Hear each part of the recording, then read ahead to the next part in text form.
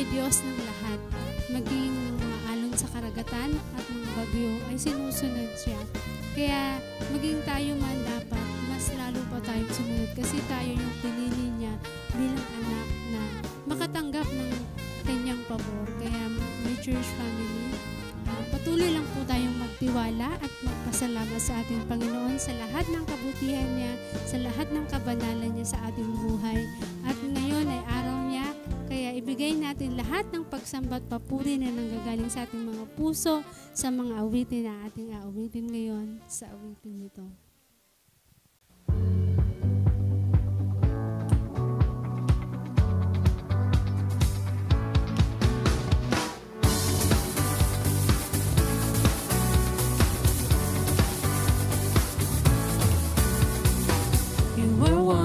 Lord of all, you are sovereign God above. All creation bows at your throne, you're amazing God. You are Counselor, mighty King, you are Lord over everything. You are Savior, Messiah, and friend, you're amazing God. You are Lord, you are King, you're my Master, my Savior, my everything, you're amazing God. You are Lord,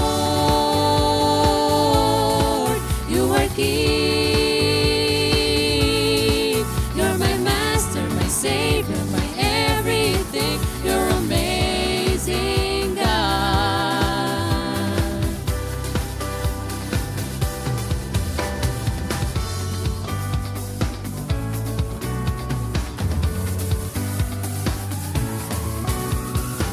You are Counselor, mighty King, you are Lord over everything.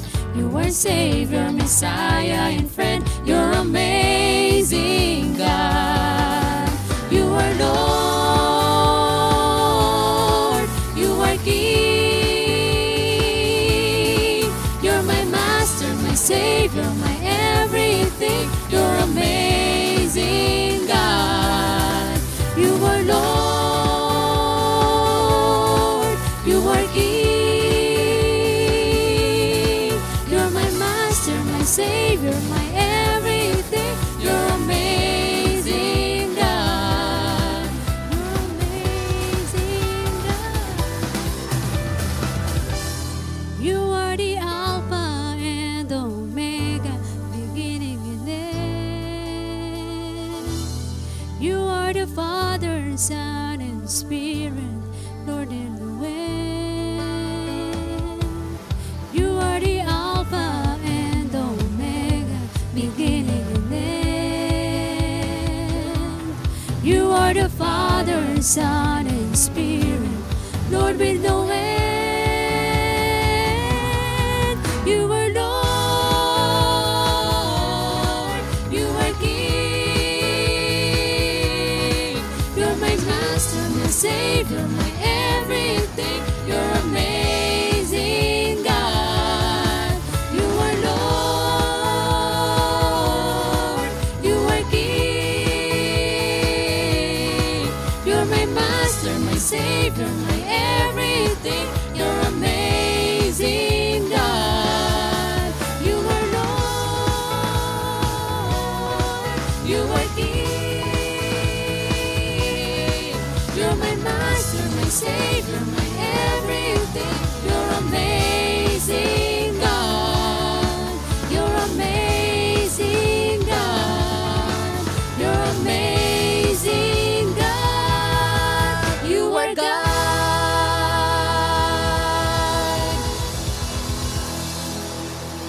Yes, indeed, Lord, na Ikaw po ang aming Diyos, nag-iisang Diyos na buhay, na patuloy, na paglilingkuran at pasasalamatan namin, Panginoon. Panginoon, sa mga oras pong ito, ang aming mga puso ay nagpapakumbaba, Panginoon, upang pasayahin ka, Ama. Nawa po'y tanggapin niyo po ang aming papurit pasasalamat sa awitin na aming kakantahin muli, Panginoon. na nagpapatunay dito na ikaw ang aming nag-iisang pagkakatiwalaan dahil never ka pong nagbibigo sa inyong mga pangako. Kaya tanggapin niyo po ito, Ama, ang awiting ito para sa inyo.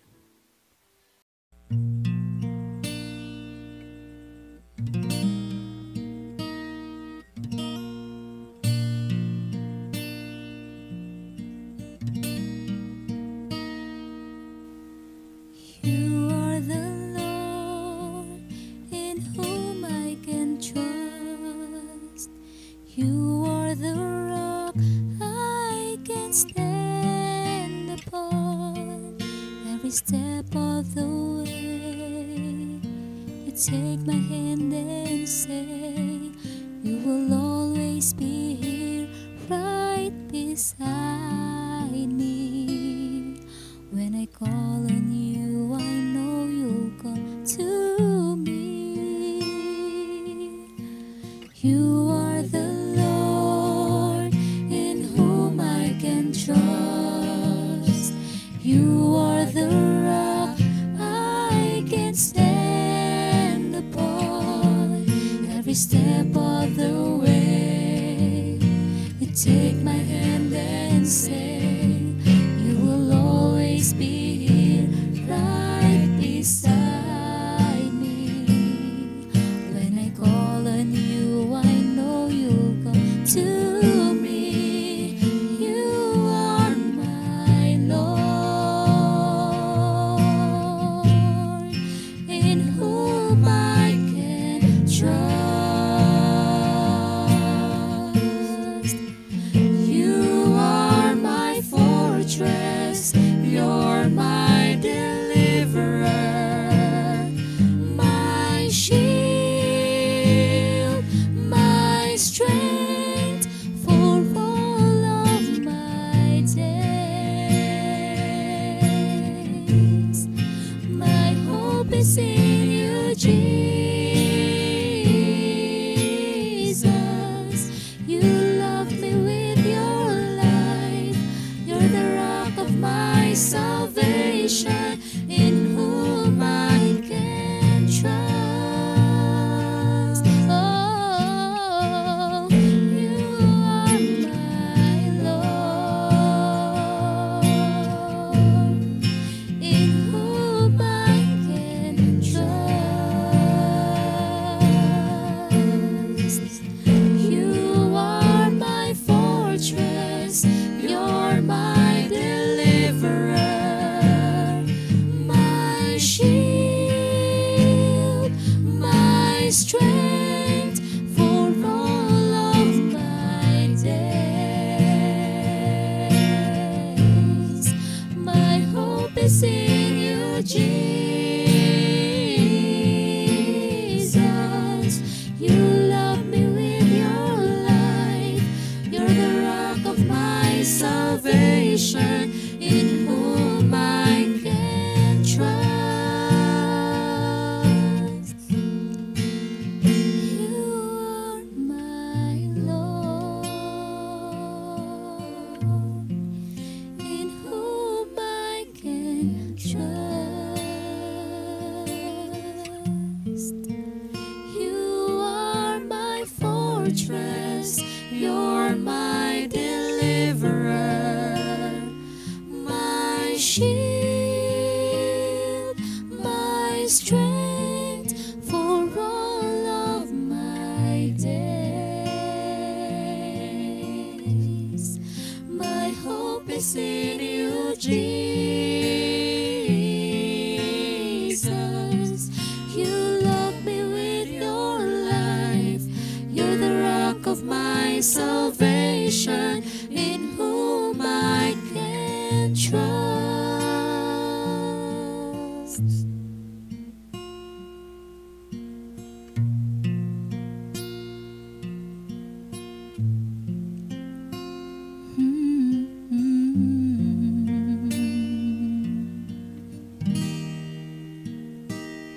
Praise the Lord, for He is so good, and His love and Praise the Lord, for He is so good, and His love endures forevermore. Praise the Lord, for He is so good, and His love endures forever. Praise the Lord, for He is so good, and His love endures forevermore. Praise the Lord, for He is so good, and His love endures forever. Praise the Lord, for He is so good, and His love endures forevermore, and His love endures forevermore. Oh, your love endures forevermore.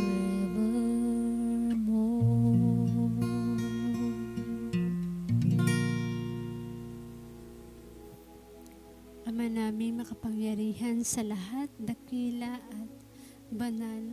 Panginoon, kami po ay lumalapit sa inyong banal na trono upang sambahin ka, Ama, upang ibigay po ang aming papurit pagsamba na nanggagaling po sa aming mga puso. Dahil, Panginoon, nararapat ka lamang po na tumanggap ng aming mga papurit pagsamba para sa inyo. Dahil ikaw lamang po ang nagmamay-ari ng aming buhay. Salamat po sa lakas na meron kami ngayon. Salamat po sa pag-asa na ibinigay nyo na naman po sa amin. Salamat po sa ipinakita nyong biyaya sa aming buhay. Upang kami po ay magpatuloy na maglingkod sa inyo, Ama. Panginoon, sa mga oras pong ito, kami po ay nagtitiwala sa inyong kapangyarihan. Nagtitiwala po sa inyong pagmamahal. Dahil po sa inyong pagmamahal ay nalalagpasan po namin lahat ng mga problema, lahat ng mga sakit na aming pinagdaraanan sa aming buhay ngayon. Kaya, Panginoon, gusto po naming makasama ka lagi. Dahil po naramdaman namin sa inyo ang inyong comfort sa amin.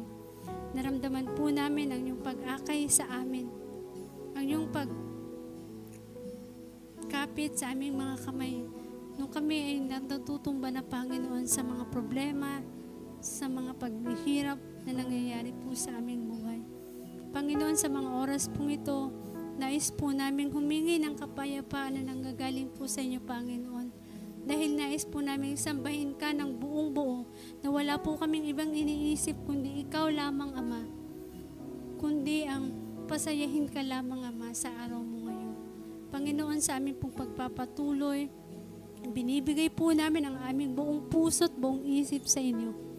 Napunuin niyo po ito, Panginoon, ng inyong salita na magtutuwid sa aming mga kahinaan, sa aming mga pagkakamali.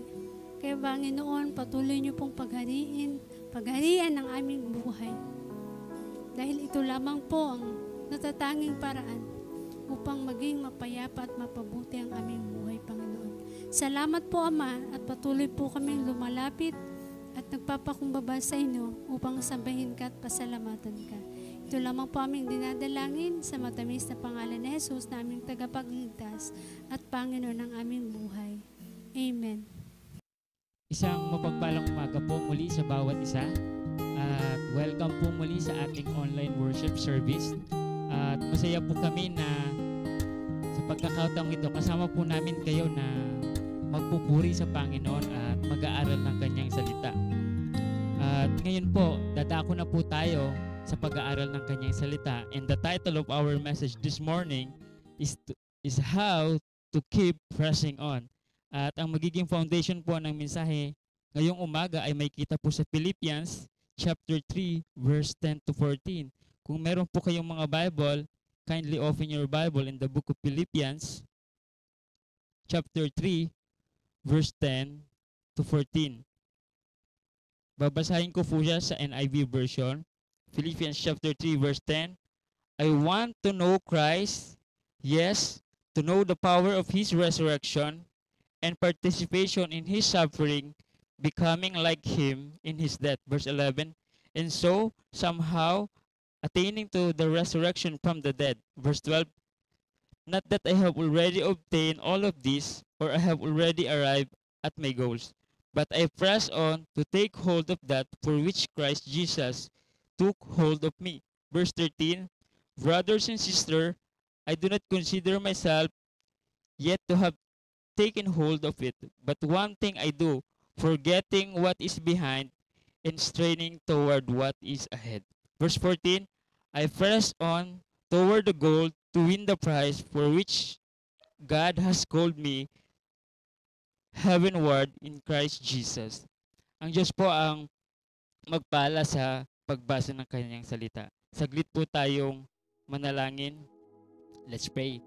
Our great God and loving Heavenly Father, Lord, nagpapasalamat po kami sa pagkakataong ito na kami po ay malayang nakakapagbasa at nakapag-aaral po ng iyong salita. Salamat, Lord, sa pagkakataon maging sa panahon na magagamit po namin upang makapag-aral po ng iyong salita. Dalangin po namin, Panginoon, na kayo po ang patuloy na maluwalhati, masamba sa gagawin po namin ito. Lord, gawin niyo po kaming karapat-dapat na tumanggap po ng iyong salita. Humihingi po kami ng kapatawaran sa mga kasalanan po na amin pong nagawa sa isip, sa salita at sa gawa, Panginoon. Dalangin po namin sa aming pong pag-aaral naway maging makapangyarihan po ang iyong salita na ituwid kami, paalalahanan kami at turuan po kami, Panginoon. Lord, tulungan niyo po kami ni isantabi ang mga bagay-bagay nang sa gayon, Lord, makapag-focus po kami sa pag-aaral po ng iyong salita. At ang lahat ng ito idalangin namin ng may pagpapasalamat sa dakilang pangalan ni Jesus na aming tagapagligtas. Amen. The title of our message this morning is How to Keep Pressing On. Ngayong umaga po, pag-uusapan po natin kung paano po magpapatuloy sa buhay. Bakit po ito yung naging topic natin this morning? Ito po kasi yung napansin ko sa mga panahon ngayon. Sa panahon natin ngayon, marami talagang pagbabago, maraming challenges, merong crisis.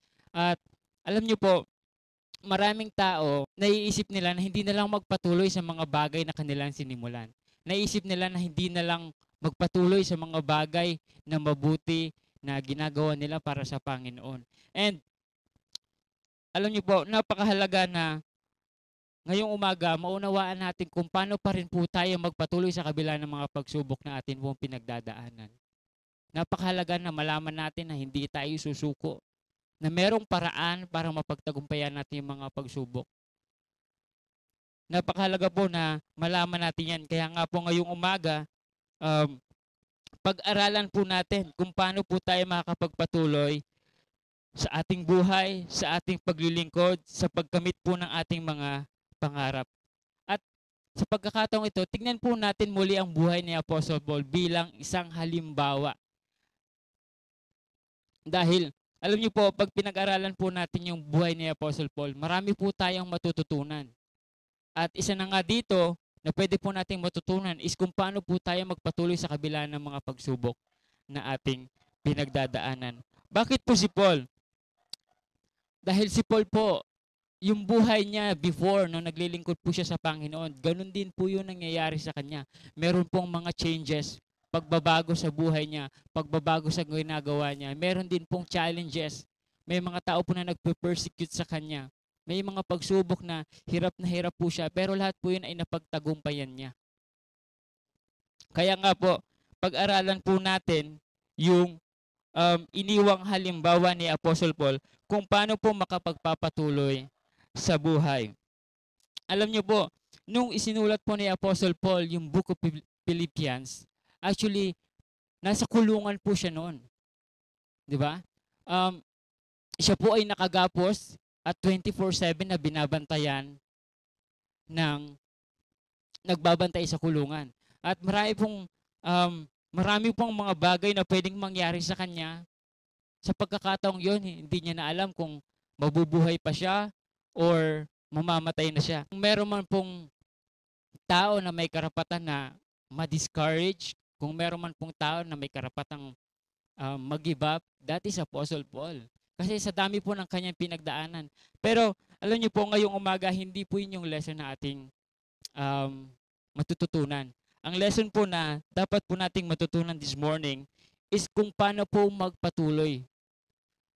How to keep pressing on. Paano po magpatuloy sa mga ginagawa natin sa buhay. Paano po magpatuloy sa paglilingkod.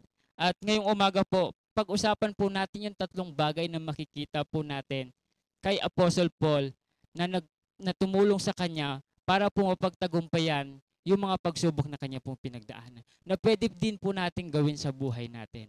At yun po yung malaking bagay na tutulong po sa atin para mapagtagumpayan po natin yung mga pagsubok na pinagdadaanan natin ngayon. So, 3 bagay lang po. Para po hindi po natin makalimutan, remember the word key. Yan, K-E-Y. How to keep pressing on? First, we should know our purpose or goal in life. Unang-una po, dapat po nating maunawaan para po makapagpatuloy po tayo sa ating buhay, sa ating paglilingkod. Dapat po, alam po natin ang layunin natin sa buhay. Alam po natin yung mga goals natin sa buhay. Marami pong tao, sila po ay may magandang trabaho, maraming pera, may maraming mga kaibigan.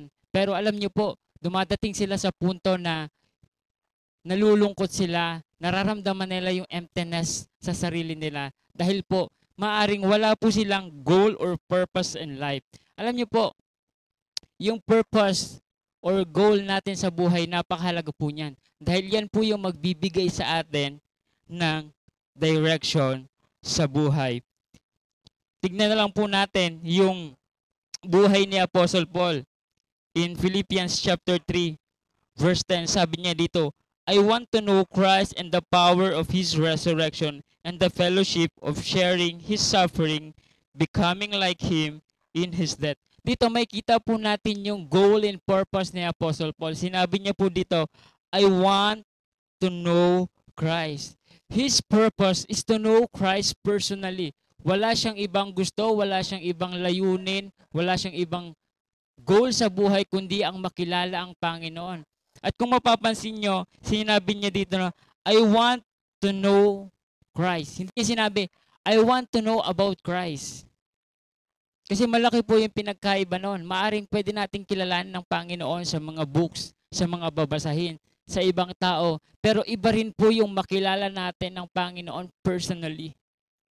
Iba po yung makilala natin ng Panginoon na meron po talaga tayong personal na relasyon sa Kanya. And yun po yung goal, purpose ni Apostle Paul. At yun rin po yung nagbibigay sa Kanya ng lakas para po magpatuloy sa mga pagsubok na Kanya pong pinagdadaanan. Sabi po sa verse 10, I want to know Christ and the power of His resurrection. Hindi lang makilala ang Panginoon yung goal ni Apostle Paul, kundi ang maranasan din ang kapangyarihan ng Panginoon. Sabi dito, Paul's purpose in life is to know Christ personally and to know Christ powerfully. Gusto din maranasan ni Apostle Paul yung kapangyarihan na meron si Kristo. Yun yung gusto niyang maranasan sa buhay niya. Yun yung goal niya sa buhay. Kaya siya nagpapatuloy sa gawain na ipinagkatiwala sa kanya ng Panginoon. Alam niyo po, bakit ito yung gustong-gusto ni Apostle Paul? Yung maranasan yung kapangyarihan ng Panginoon. Yung maranasan yung presence ng Panginoon. Dahil po, alam niyo po, pag kayo po ay nasa presensya ng Panginoon, pag kayo po ay nasa kapangyarihan ng Panginoon, yun po yung pinakamasarap na feeling. Sa kabila ng iyong mga pinagdadaanan sa buhay kung ikaw po ay nasa presensya ng Panginoon. Unti-unti pong mawawala ang mga alalahanin mo sa buhay. Unti-unti pong mawawala yung mga doubt yung mga bagay na nagpapagulo sa ating isipan. Pag tayo po ay nasa presence ng Panginoon. Kaya nga, ito yung goal ni Apostle Paul. Ito yung purpose ng buhay niya, ang makilala at maranasan ng Panginoon. At hindi lang yun, sinabi niya pa sa verse 10, I want to know Christ and the power of His resurrection and the fellowship of sharing His suffering, becoming like Him in His death. Dito may kita natin, gusto din ni Apostle Paul na makilala ang Panginoon passionately. Gusto niyang maging katulad ng nangyari kay Kristo. Di ba po kung minsan, nung nakilala natin ang Panginoon, gusto natin na kung paano siya magmahal, ganun din po tayo. Gusto po natin mag-forgive kung paano si Jesus nag-forgive. Pero si Apostle Paul po, iba po yung gusto niya. Yung gusto niya is yung makishare sa suffering na naranasan ni Jesus. Gusto niya na kung paano si Jesus namatay, ganun din siya. Ganun yung goal ni Apostle Paul in life.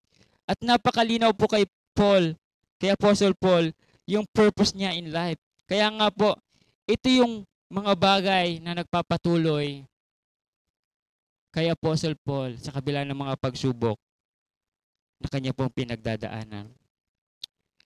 Ano po yun? Una po, to know Christ powerfully. Pangalawa, to know Him personally. At pangatlo, to know Him passionately. Yun po yung malinaw na goal and purpose ni Apostle Paul. Now, tatanungin ko po kayo, what is your goal and purpose in life?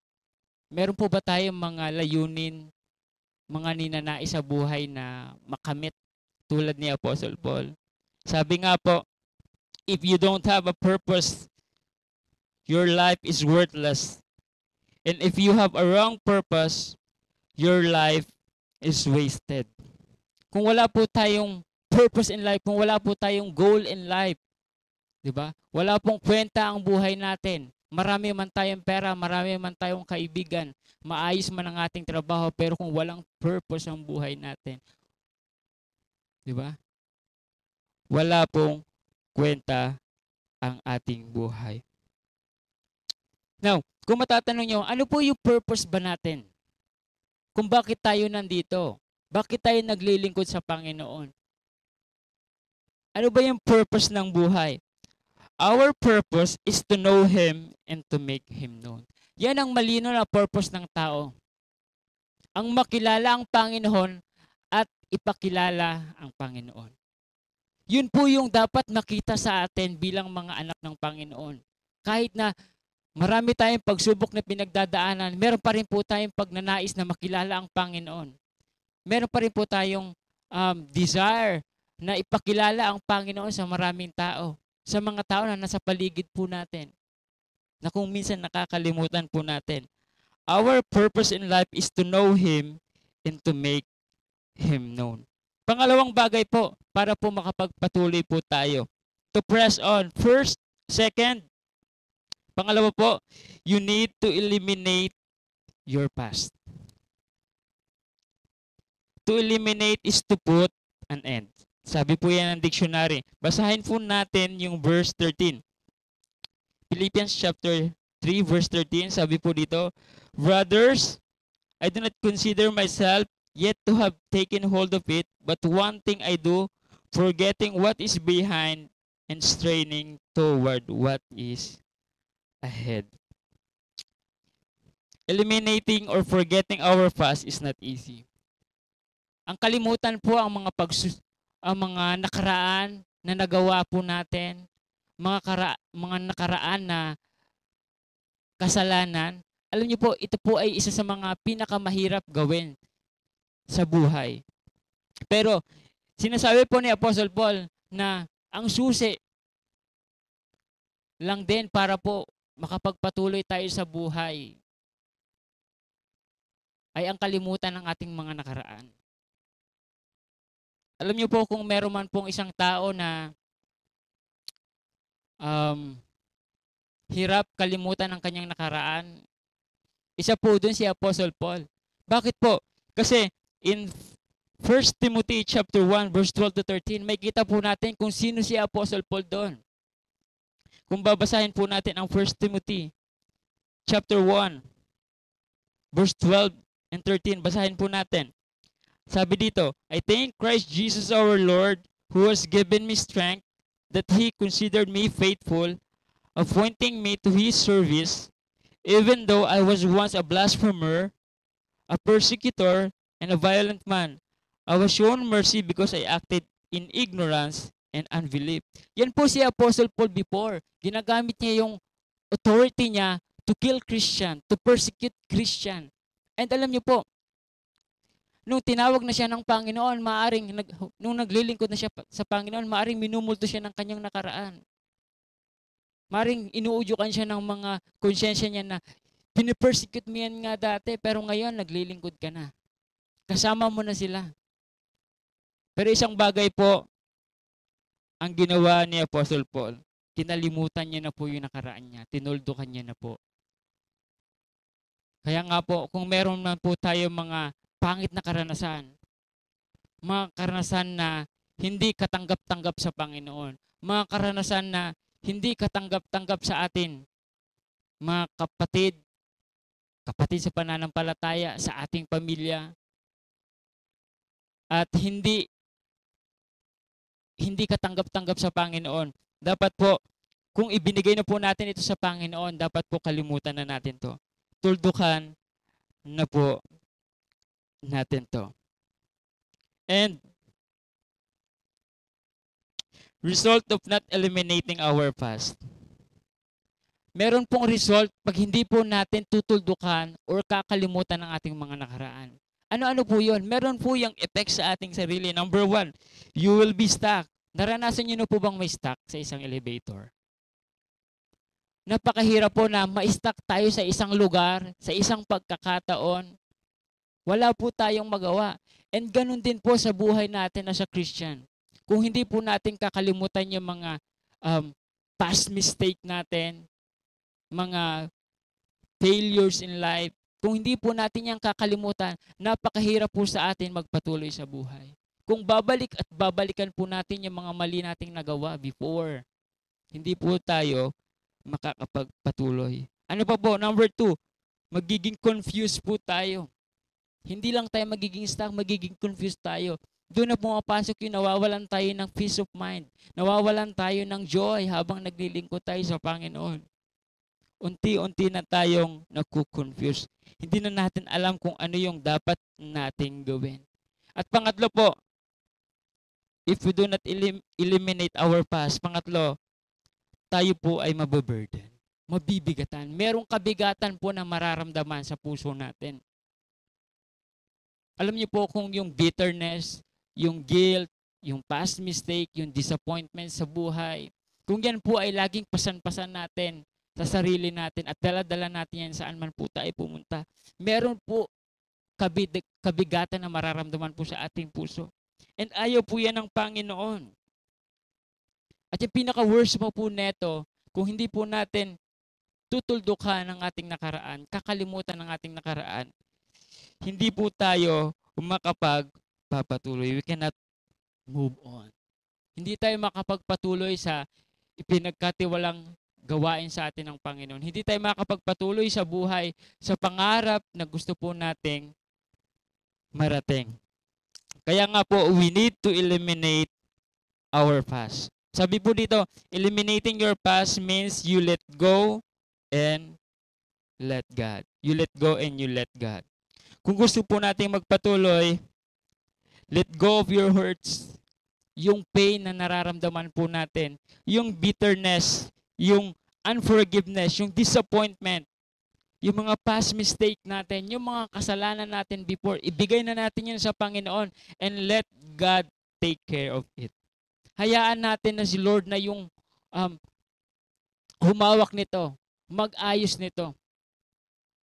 Dahil mas makapangyarihan siya sa atin. Let go and let God. At pangatlo po, na dapat po nating matutunan para po tayo po ay makapagpatuloy sa buhay. Pangatlo po, yield not to your present situation. Alam niyo po, sa buhay, pag pinili po natin magpatuloy, ang katotohanan po is hindi po natin alam kung ano po ang mangyayari sa future. Sa process, habang tayo po ay nagpapatuloy, maaring meron pong mga changes. Katulad po na nangyayari sa atin ngayon, may mga changes sa buhay natin, may changes sa paglilingkod po natin. Dati, meron tayong gathering, pero ngayon, online na po tayo. 'Di ba? At hindi tayo ganun kahanda nung merong changes na nangyari. Pero, yun nga, ano pa po, meron pa pong challenges at crisis, di ba? Hindi natin alam, may mga darating talagang pagbabago, pagsubok, at mga krisis sa buhay.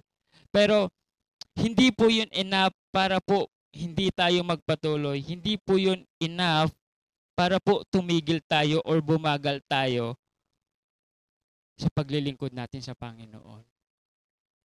Sa pagpapatuloy natin sa buhay. Hindi po yun enough. Si Paul po, naranasan niya rin po yan. Nung siya po ay naglilingkod na. May mga changes po sa buhay niya. May mga challenges po siya na naranasan.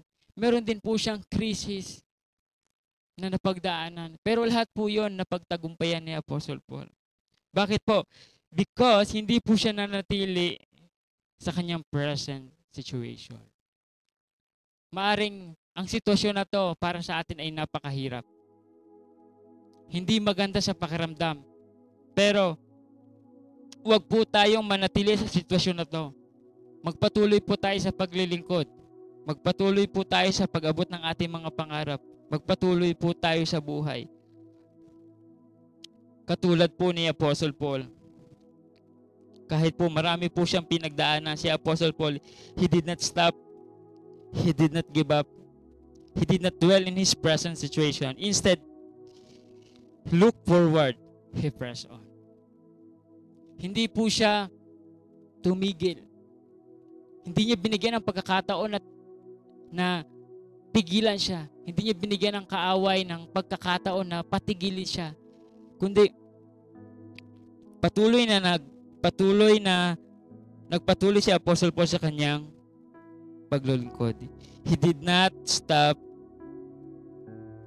sa mga pagsubok na kanya pong pinagdadaanan. At sana po ganun din po tayo sa buhay natin. Hindi po tayo manatili sa mga sitwasyon na ating pinagdadaanan. And I hope na na-remind po tayo sa message na atin pong napag-aaralan ngayong umaga.